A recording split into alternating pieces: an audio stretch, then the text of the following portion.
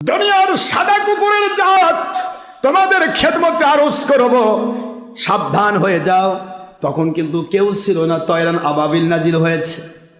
আজকে তোমরা মনে করেছো হামাসকে ধ্বংস করলেই বোধহয় আমরা বাইতুল মুকাদ্দাস দখল করতে পারবো। রে আব্রাহার বাহিনী সাদা কুকুর, সাবধান সাবধান হয়ে যাও। বাইতুল মুকাদ্দাসকে রক্ষা করার দায়িত্ব সেই বাইতুল মুকাদ্দাসের মালিকের। ওই ফিলিস্তিনের বুকে আজও রুহানিয়াতের পাওয়ার সমৃদ্ধ আল্লাহর ওলিরা রয়েছে রে।